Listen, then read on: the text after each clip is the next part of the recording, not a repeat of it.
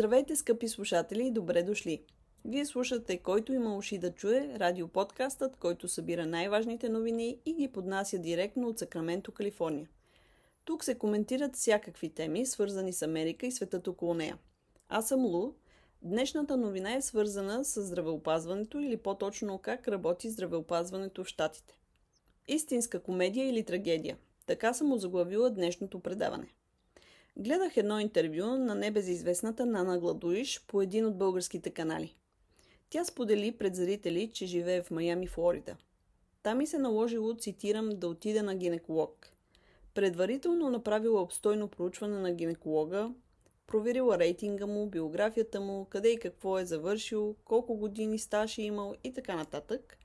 Когато отишла, тя му обяснила проблема си и след прегледа, който дори бил с видеозон и естествено е трябвало да доплати за него, той казал, че няма никакъв проблем, дори яйчниците й били много добре. Но шокът за Нана тук бил, че тя, цитирам, няма яйчници. Как може тези части от женското тяло да са добре, ако ги няма? Интересно, нали? Саркастично бих добавила: добре дошли в Америка. Не разбирам защо е разчитала на информация от интернет, при положение, че всички знаем колко лесно може да бъде манипулирана, вместо да се довери на опита на някоя българка там. Но тя си знае. Та по този повод ще ви разкажа друга подобна история. И на мен ми се наложи да отида на гинеколог тук в Сакраменто. Попитах една позната да ми препоръча гинеколожка, но нещата не се развиха така, както очаквах. Обадих се, записаха ми час, чак след 2 седмици. Добре, че проблемът ми не беше сериозен. Свързах се с мой лекар в България, който ми даде ясни напътствия какво да направя. След 2-3 дни вече се чувствах добре и реално нямах нужда от преглед. Но реших все пак да отида, за да съм спокойна.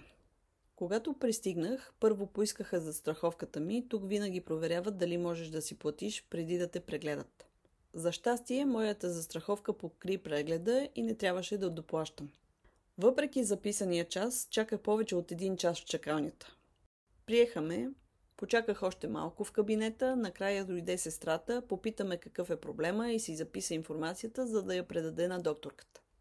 Вместо нея обаче влезе главната сестра, представи се и каза, че тя ще ме прегледа, защото лекарката била много заета. Реших, че след като съм дошла, окей, нека ме прегледат. След прегледа ми казаха, че нямам никакъв проблем и мога спокойно да си ходя. Попитах дали няма да ми предпишат поне някакво лечение. А отговорът беше: ти сама си се излекувала, нямаш нужда от нищо и толкова. Но това не е всичко. Сега идва една още по-вълнуваща история.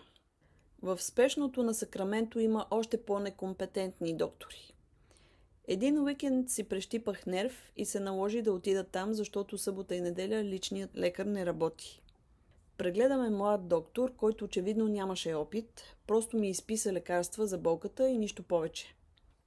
След 3 дни получих обаждане от аптеката с предупреждение веднага да спра едно от предписаните лекарства, защото не било подходящо за мен.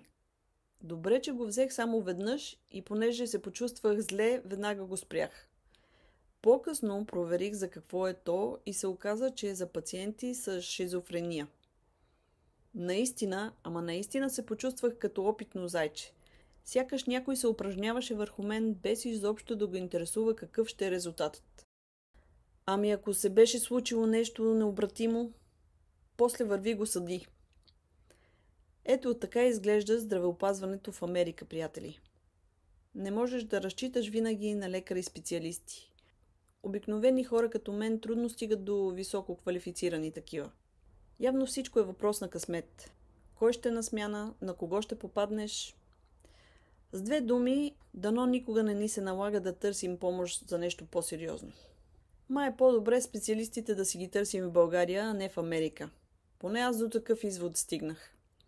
Ако ви е интересно, мога да ви разкажа още куп такива истории. Просто ми пишете.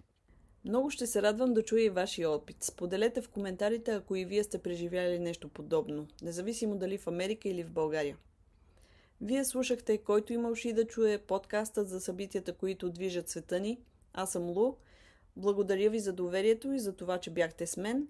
Ще ви очаквам отново. Следете следващите емисии, защото новините никога не спят. До скоро!